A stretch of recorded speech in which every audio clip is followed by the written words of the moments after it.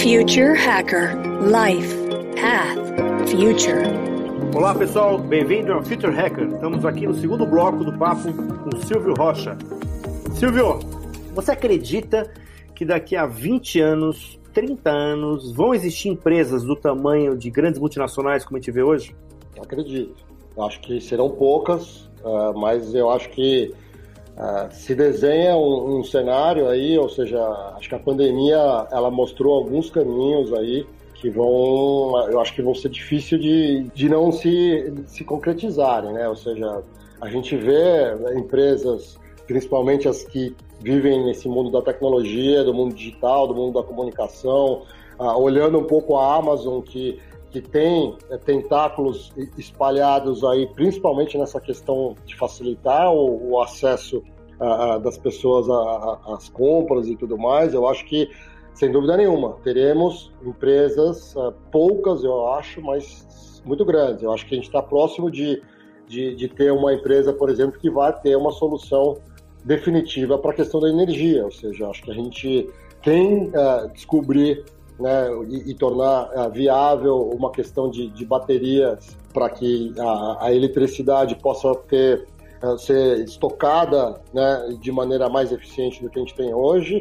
Eu acho que já vai se tornar uma empresa top 10 assim, em questão de poucos anos. Acho que existe muito investimento sendo feito nisso e as baterias hoje elas têm praticamente a mesma tecnologia dos últimos 50 anos.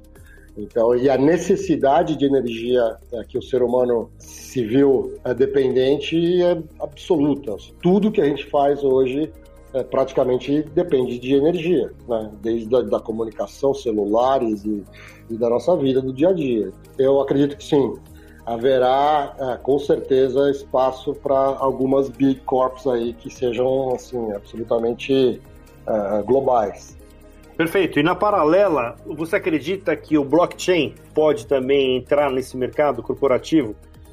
Eu acho que o blockchain ele já é uma realidade, né, para alguns mercados e tenho certeza que ele vai trazer uma eficiência e uma credibilidade para os processos que hoje não existem, simplesmente. O blockchain acho que não vai ser uma empresa de blockchain, vai ser talvez um dos sangues que vai correr por todos esse sistema, entendeu? Mas ele vai definitivamente ser um grande certificador de origem das mercadorias, dos serviços. Ele vai conseguir atestar uma série de coisas que a gente até hoje vive de alguma forma.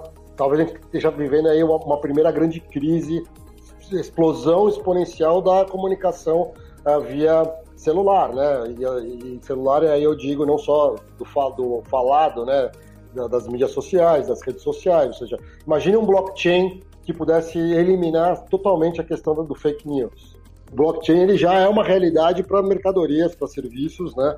Digamos que são mais tangíveis, mas assim, eu acho que a gente está aí num caminho que a gente só vai ver crescer e essa demanda para você ter um ambiente mais seguro de transação, de saber o que você está consumindo, de você privilegiar quem está investindo, né, nesse tipo de escolha de materiais menos impactantes, que você consiga traquear, por exemplo, os resíduos e saber quem que jogou, quem que é o dono daquela garrafa que está boiando. Tenho certeza que isso vai ser revolucionário daqui para frente. Uma das grandes armas que a gente tem aí, um ambiente um pouco mais controlado e fazer, de fato, premiar as empresas e os cidadãos que, de fato, estejam trabalhando corretamente. Perfeito. Vou pegar um gancho agora, um pouco da tua história aí do mercado financeiro e entrando exatamente nesse mercado. Você acha que essa parte das criptomoedas, hoje exatamente existem, né, criptomoedas que estão focadas em empresas com, né, na parte de sustentabilidade, etc. Tem a Sangha Seeds, né, tem umas empresas aí. Você acha que isso é uma grande tendência, quer dizer, né, de você também criar um mercado formal, descentralizado de criptomoedas em cima de empresas que estejam engajadas na parte de sustentabilidade, de tudo que a gente está falando agora aqui? Eu diria para você o seguinte, não sei afirmar se a criptomoeda ela vai ser o caminho, mas eu não tenho a menor dúvida que pelo nível dos compromissos que as grandes empresas estão assumindo do ponto de vista de zerar, de ficar carbon neutral em 2030, e várias empresas, como a gente já discutia anteriormente, globais, ou seja, Unilever, Nestlé, Microsoft, Apple, ou seja, são empresas que atuam em vários segmentos econômicos, ou seja, essa conta não vai fechar. A gente vai ter a necessidade de que essas empresas, óbvio, tomem as atitudes e façam os investimentos corretos, né, do que precisa ser feito do novo, mas você tem um passivo monumental que ele não desaparece por vontade, por decreto.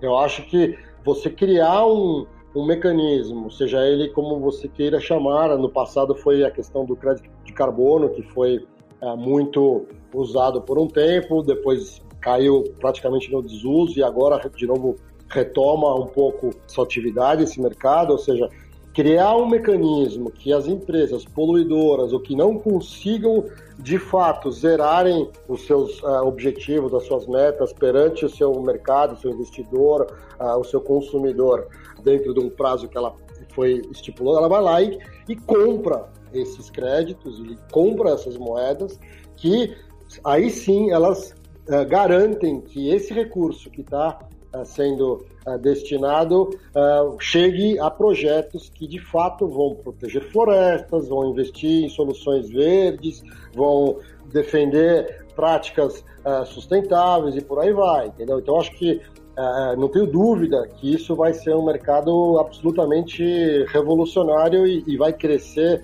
de uma maneira absurda. É só você ver nos jornais aqui do Brasil, para não falar dos mercados de fundos lá fora que já estão bastante mais desenvolvidos.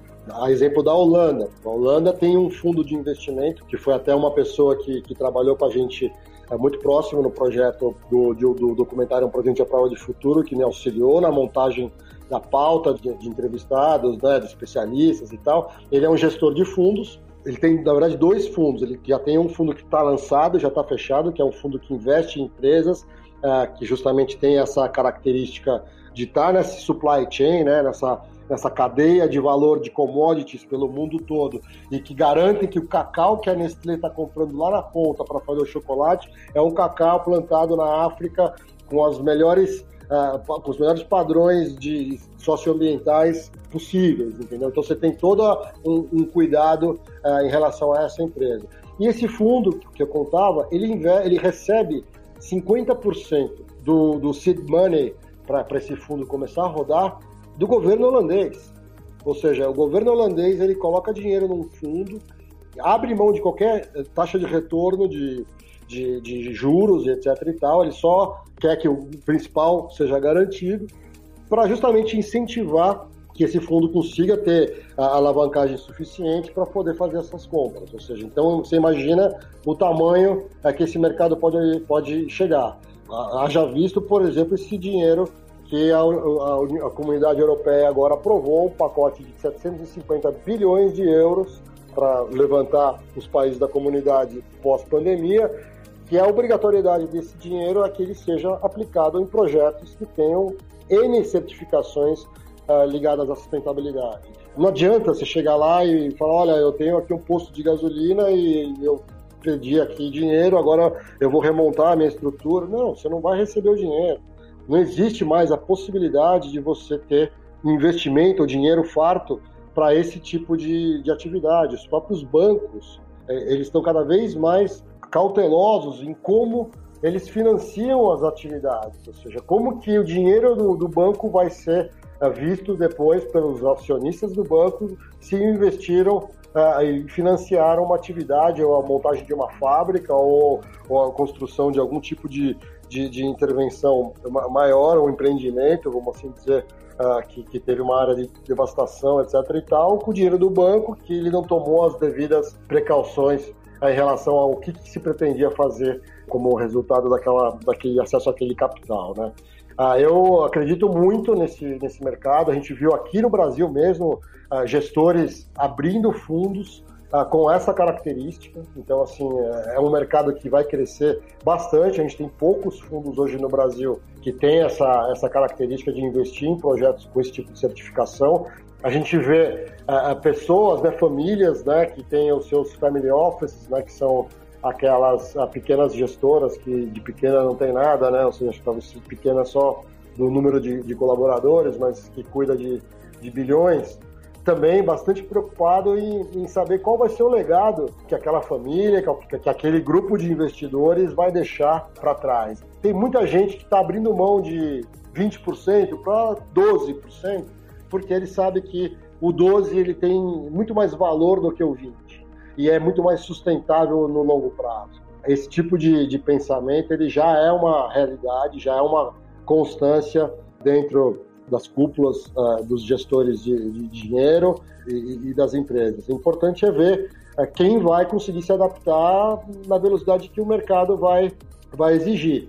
É óbvio que tem empresas aí, se você for olhar no setor de óleo, né, de petróleo e gás, que já estão investindo, tentando diversificar a carteira ainda no mundo da energia, mas buscando energia limpa, porque é óbvio que o petróleo ele vai sofrer cada vez mais pressão e, de novo, como eu havia dito, a hora que descobrirem a famosa bateria que fica 4 dias do seu celular sem carregar e o carro pode rodar 1.000 quilômetros, esquece. Vai ser uma ruptura absurda no mercado e a gente está muito próximo de que isso aconteça, eu acho. Entendeu? O petróleo está onde ele está hoje, óbvio que tem questões macroeconômicas que sempre existiram e especificamente a gente está vivendo essa pandemia que houve uma desaceleração total das atividades econômicas, mas é óbvio que existe já uma viabilidade econômica de outras tantas formas de energia que está colocando pressão no petróleo.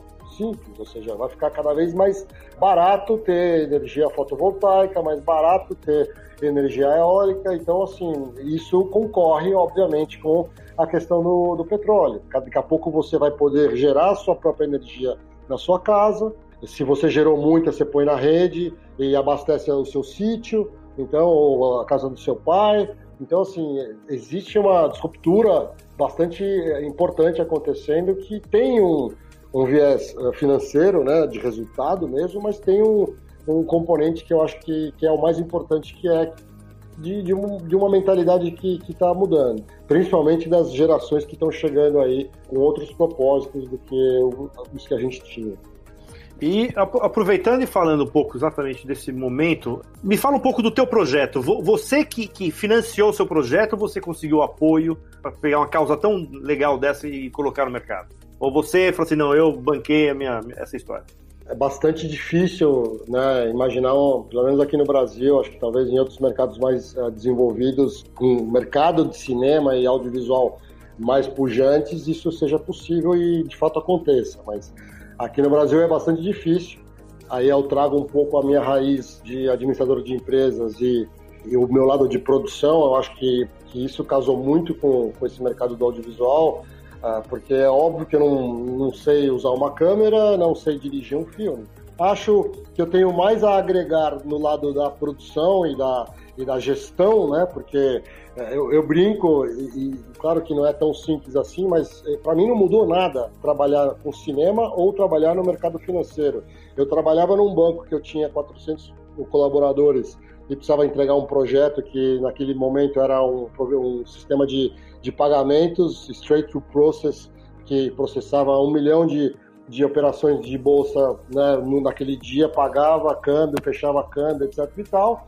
E agora eu estou num outro mundo, num outro segmento, que eu tenho que entregar um projeto que é um filme. O orçamento, o prazo, a gestão de pessoas, a gestão de egos, patrocinadores, clientes, ou seja, é a mesma coisa. A experiência que o mundo corporativo me deu, que eu sou muito grato, né? Uso muito no mundo do audiovisual, obviamente com as suas adaptações, e é um mundo que não tem o foco, de fato, na produção, principalmente aqui no Brasil. Quando a gente olha o mercado americano, por exemplo, o produtor, ele tem muito mais reconhecimento do que, por exemplo, o diretor de um filme. Porque todo mundo sabe que é o produtor que organiza a banda e contrata todo mundo e manda embora quem não está fazendo do jeito que ele imaginou. E aqui no Brasil ainda existe dúvida, entendeu? Por mais que algum diretor ou um diretor de fotografia assine um contrato da produtora, sabendo que quem está sendo contratado é ele, não ao contrário, entendeu? É óbvio que existe toda uma questão da propriedade intelectual e da criatividade, que é maravilhoso, isso também do lado dele, da criação, né? É óbvio que isso precisa ser respeitado e muito, como se diz, valorizado, mas assim, de novo, sem o produtor você não tem nada, você não tem o dinheiro, você não tem a contratação, você não tem o projeto, simples assim. Então, a minha posição, como eu encaro esse mercado, ela é muito pragmática nesse ponto. Eu preciso não só ter um filme que eu acredite, né, que a minha curiosidade em querer entender daquele tema, em querer me aprofundar, ela realmente seja um motor para que você tenha a perseverança de acreditar que você vai conseguir e vai conseguir vender isso para alguém, acreditar no projeto e poder vender isso para uma empresa. Primeiro, atrair um grupo de experts, né? Porque o Silvio não sabe de economia circular, o Silvio não sabe nada de equidade de gênero. Eu preciso mostrar a minha capacidade de articulação e produção para entidades que estão discutindo esse tema há 20, 30 anos. E aí os caras falam, legal, você vai fazer o filme, então eu dou uma entrevista, eu participo, eu dou um palpite de como fazer o recorte, né, desse tema. Então, ou seja, à medida que você faz e começa a montar esse ecossistema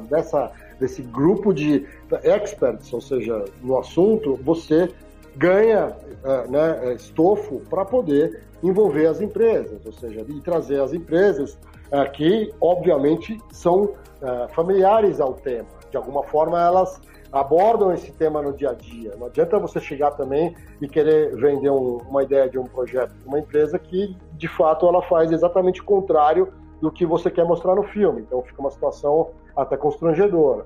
Esse processo é um processo longo, principalmente para mim, que estava chegando há poucos anos no mercado. Agora, eu acho que eu estou numa inércia muito mais positiva nesse sentido. Eu acho que eu tenho já a entrega dos meus projetos, eles já estão aí, né? Estão prontos. Você foi lá e assistiu o filme, né?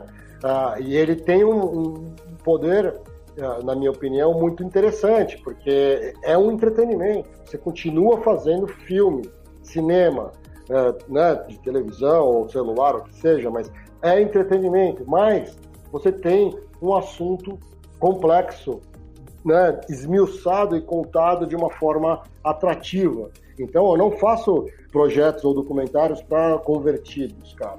É legal, é óbvio que os caras vão gostar de ver um filme de economia circular, mas eu quero aumentar essa roda de discussão. Eu quero poder trazer os descrentes ou os desavisados, entendeu? Essa é o desafio. Falar com a turminha, né, dos que já conheceram e já sabem o assunto é simples, é fácil, é uma falsa vitória no certo sentido, entendeu? O legal é você fazer um negócio, e aí talvez você tenha reparado isso no filme, dando aqui um spoiler, a gente trouxe o Lenine para narrar o filme. Por que o Lenine? Porque é um cara que também tem uma trajetória interessante pra caramba do ponto de vista dos valores, das ações que ele já empreendeu no mundo principalmente no mundo ambiental, né? E é um cara que é um cara popular, de um outro segmento, que ele nunca fez uma narração de um filme. Para ele também foi uma experiência completamente fora da casinha.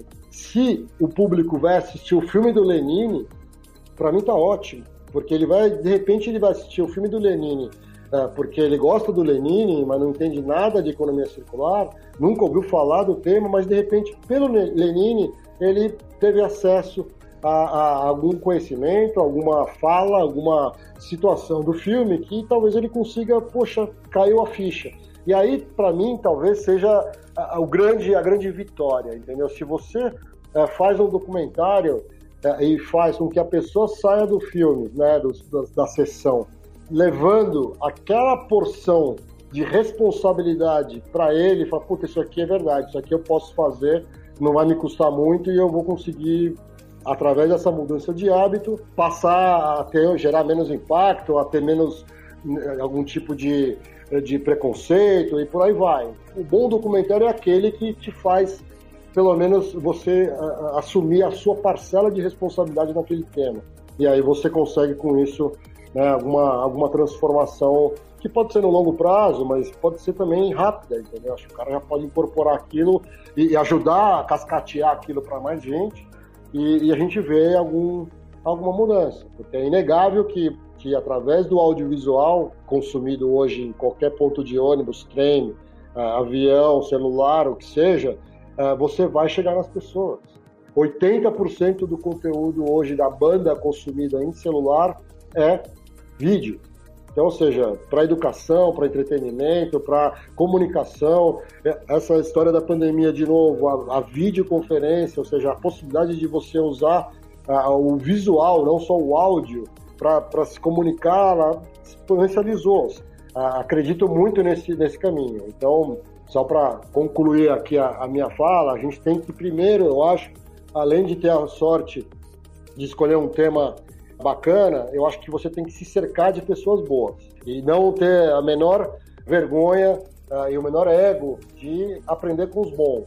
E aí, com esses caras no barco, você consegue, de fato, vender uma história mais corporativa, que é onde o dinheiro está, né? Se a gente não trouxer as empresas para esses jogos, a gente não vai conseguir grandes avanços. Eu acho que as empresas estão olhando a possibilidade de apoiar um projeto como esse como uma possibilidade de contar essa história junto, entendeu? Seja internamente para os seus colaboradores, seja para os stakeholders dela, seja para o público em geral.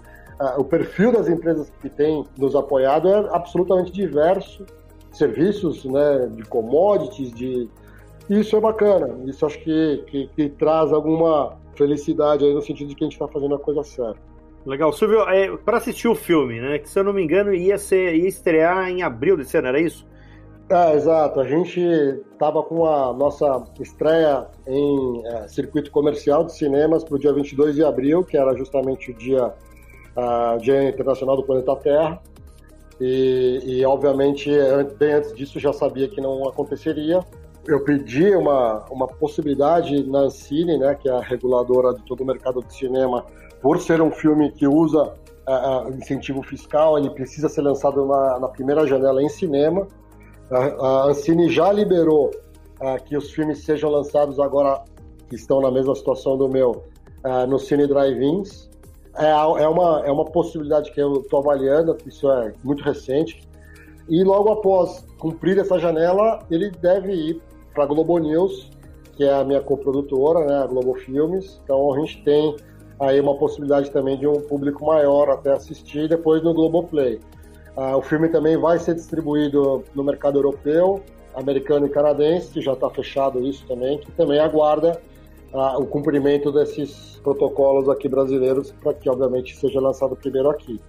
Estou bastante ansioso também de ver a reação de um público um pouco maior, que, na verdade, a única sessão que aconteceu, você estava presente. Não, muito legal. E assim, eu convido a todos a assistirem, em qual seja a oportunidade, seja no Drive-in, seja na Globo News, que, inclusive, é um dos poucos filmes que, quando eu saí, assim, teve um coquetel, mas assim, todo mundo discutindo sobre, eu achei muito interessante, quer dizer, é pouco agora a gente sai e discute sobre o filme, né? Esse é um que você sai, é o que você falou, né? Você deu o gatilho e as inquietações, né? Quer dizer, isso é muito interessante. Silvio, eu queria que você deixasse a última palavra. Em primeiro lugar, eu queria agradecer pra caramba aí a sua participação, uma aula aqui, né, que a gente teve aqui.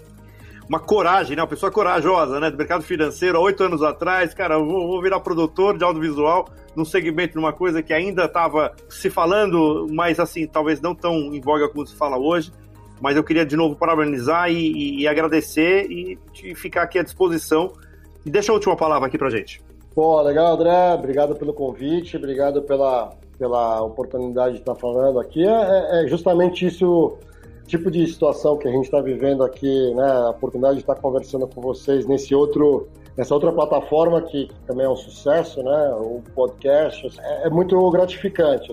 Digo para as pessoas que me perguntam, acredita um pouco no seu feeling mesmo. Se você não está feliz numa situação, e no caso lá atrás era uma questão corporativa e de verdade, eu não tinha o menor motivo imediato de precisar sair, muito pelo contrário, abrir mão de bastante coisa e do ponto de vista financeiro, ainda sem dúvida nenhuma, decisão gerou mudanças e impactos importantes, mas por outro lado, assim, como pessoa, como pai, acho que eu me tornei uma pessoa muito mais sensível, uma pessoa muito mais aberta, né? Uma pessoa muito mais curiosa, que eu acho que isso falta muito na gente, e dependendo da tua atividade, você não é pago para ser curioso, não é bem visto você ter ser muito inquisitor, ou seja, muitas perguntas e tudo mais.